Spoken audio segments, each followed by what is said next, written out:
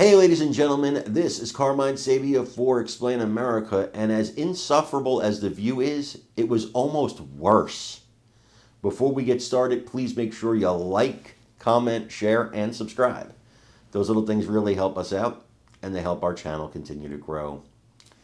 You know, former White House Press Secretary Karine Jean-Pierre has a new book coming out, and she might as well have titled it, "Hey guys, I lied to you the entire time I was in the White House. But now that former President Joe Biden can't do anything for me anymore, and it's inconsequential to you, the American people, I'm going to tell the truth." You lied. You're Baghdad Bob. You sat up there and lied, and now you're going to sell out the guy you were protecting?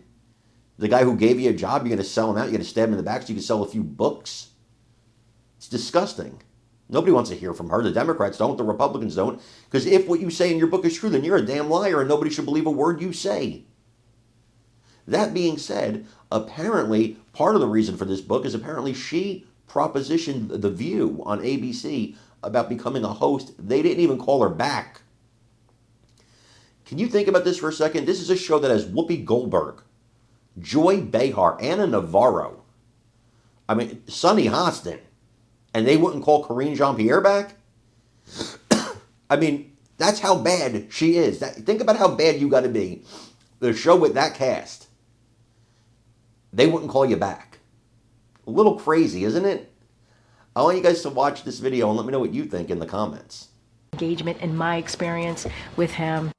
Binder invented the word cheap fake. She told you this real video of Biden getting lost in an Italian field was fake. Now she's saying, yeah, my White House was broken and I'm switching parties. Hopefully she can write better than she talks, because DEI Tapper sounds a lot like Mamala.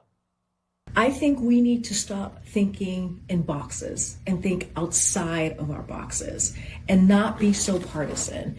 And the way that I see moving forward in this space that we're in right now is, if you are willing to stand side by side with me, regardless of your how you identify politically, and as long as you respect the community that I belong to and vulnerable communities that I respect, I will be there with you. This book, Independent, it's about looking outside of boxes, not just always being in a partisan stance.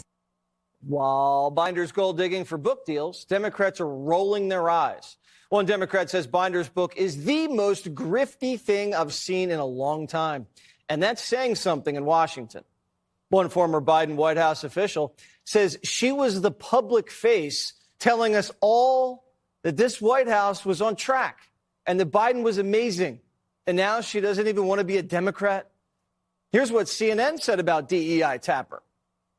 What bothers me about this, and I was making some phone calls before this to a number of former Biden administration officials and people in the White House, where they were saying, this is just all an attempt to sell books. And that is what the general consensus is right now in the Democratic Party. Whoa, wait a second. When Tapper's book came out, CNN was like, this book was brave.